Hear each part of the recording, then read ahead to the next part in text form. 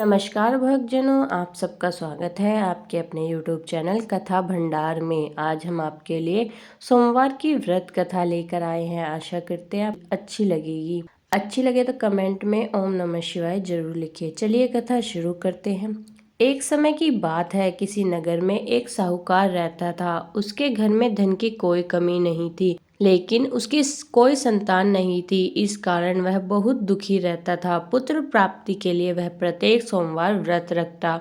पूरी श्रद्धा के साथ शिव मंदिर जाकर भगवान शिव और माता पार्वती की पूजा करता।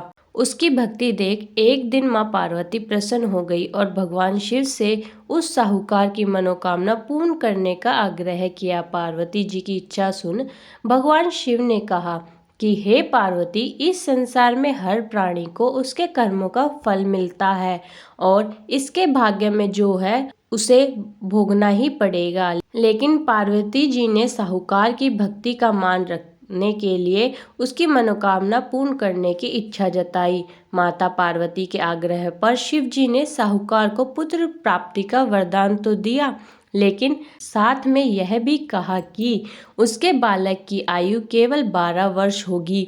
माता पार्वती और भगवान शिव की बात साहूकार सुन रहा था। उसे ना तो इस बात की खुशी थी, ना ही दुख था।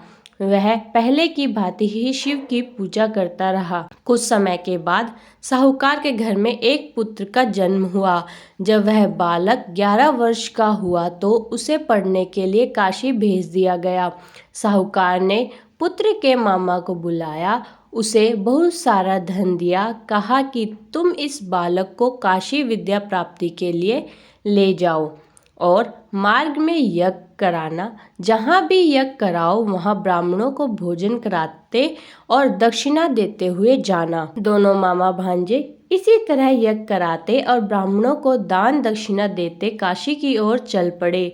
रास्ते में एक नगर पड़ा जहाँ नगर के राजा की कन्या का विवाह था, लेकिन जिस राजकुमार के साथ उसका विवाह होने वाला वह एक आंख से काना था। राजकुमार के पिता ने अपने पुत्र की काना होने की बात को छुपाने के लिए एक चाल सोची। साहूकार के पुत्र को देखकर उसने मन में एक विचार आया।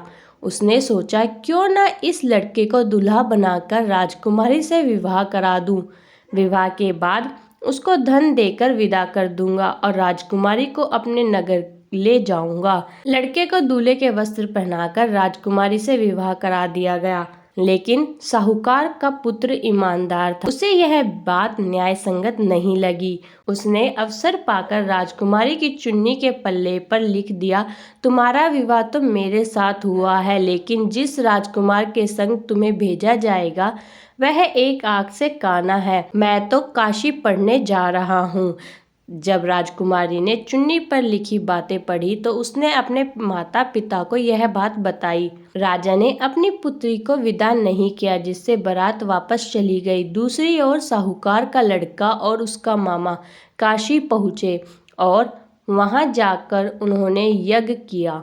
जिस दिन लड़के की आयु 12 वर्ष की हुई उसी दिन यज्ञ रखा गया। लड़के ने अपने मामा से कहा कि मेरी तबीयत कुछ ठीक नहीं है।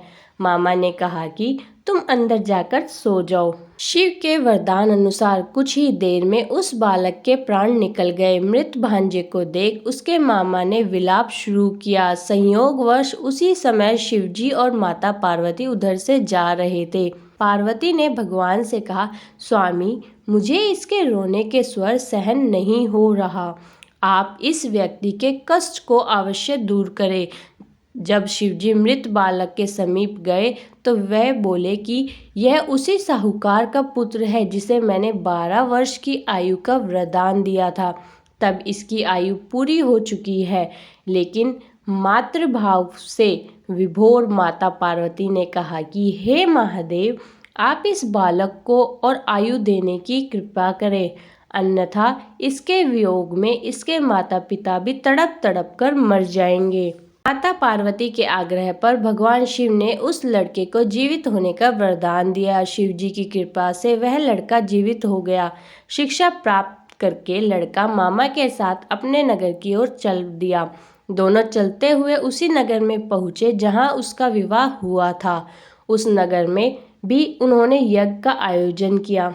उस लड़के के ससुर ने उसे पहचान लिया और महल में ले जाकर उसकी खातिरदारी की और पुत्री को विदा किया। इधर साहूकार और उसकी पत्नी भूखे प्यासे रहकर बेटे की प्रतीक्षा कर रहे थे। उन्होंने प्रण रखा था कि यदि उन्हें अपने बेटे की मृत्यु का समाचार मिलेगा तो वह भी प्राण त्याग देंगे, परंतु अपने बेटे को जीवित होने का समाचार पाकर वे बहुत प्रसन्न हुए। उसी रात भगवान शिव ने व्यापारी के स्वप्न में आकर कहा, हे श्रेष्ठ, मैंने तेरे सोमवार के व्रत करने और व्रत कथा सुनने से प्रसन्न होकर तेरे पुत्र की लंबी आयु प्रदान की है। इसी प्रकार जो कोई सोमवार का व्रत करता है या कथा सुनता है या पढ़ता है, उसके सभी दुख दूर होते हैं और समस्त मनोकामना पूर्ण होती है। तो ये थी आज की हमारी व्रत कथा। अगर आपको अच्छी लगी हो तो कमेंट में ओम नमः शिवाय लिखना ना भूलें और चैनल को सब्सक्राइब करना ना भूलें। लाइक, शेयर और सब्सक्राइब तो बिल्कुल भी ना भूलें। धन्यवाद।